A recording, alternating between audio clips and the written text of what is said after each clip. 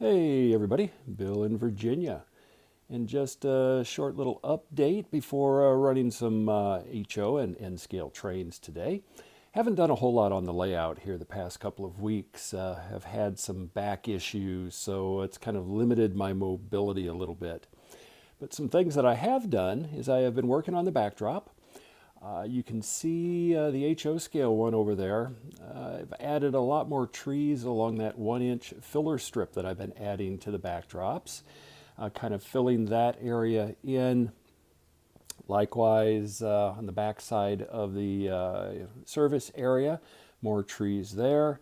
Get over to the fuel oil facility and more trees added there.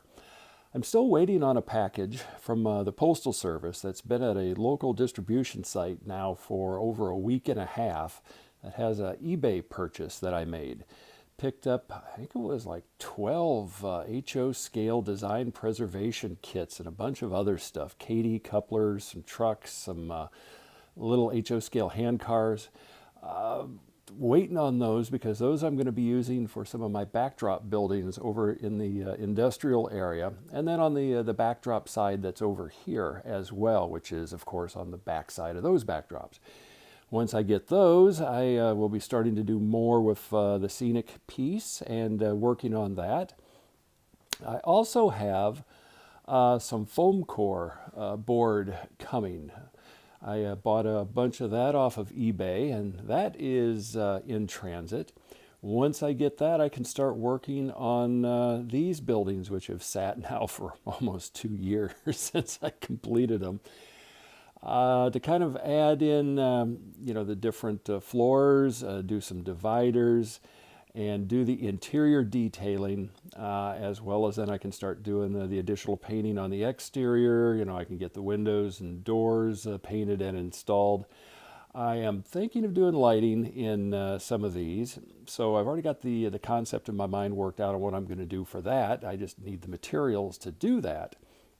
Another thing that I've been doing is on the control panels. I've added my 10,000 foot aerial view picture to just a little area here, and I'm going to be going around and marking tracks with colored felt tip markers and then coating them. That way I can note switches on the panel so that if I have visiting operators, once we get past the pandemic stage, they can have some reference as far as what the switches do.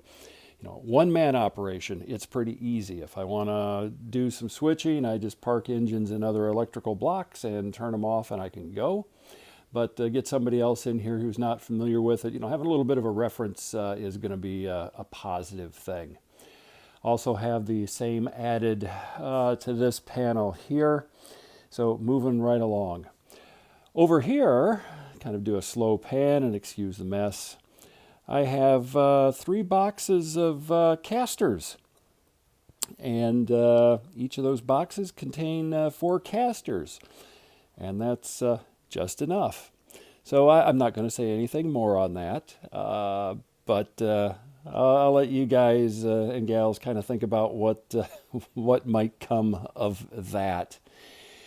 Another project that I'm going to be working on here as soon as my back gets a little bit better is bicycles and kayaks are coming down. I'm going to be utilizing some of that space for some other stuff. In particular, where the kayak is on this side, it's got that nice pulley system. I'm going to make a frame out of 1x stock, maybe 1x2, maybe 1x3s, a 6-foot long, essentially hanging crate, so that I can put in my my backdrops. They will be a lot lighter than a kayak, so absolutely no worry about supporting the weight of a very open wood frame box with a hinged top to it. Then I can put in my backdrop scenes. I will use some of the pink foam board that's over there as gappers. But that way I can move the layouts, move them out of the way. I don't have to worry about the backdrops. And when I want the backdrops, I can easily lower lower them from the ceiling, flip open the top of what I'm thinking here, grab the backdrop, put them on, do what I want, and when I'm all done and I've got to move the layouts out of the way again, goes back up. Short and sweet. Moving the other kayak and the bikes is simply to open up the space and get light. You know, a project that's upcoming is to add some LED lights into the garage.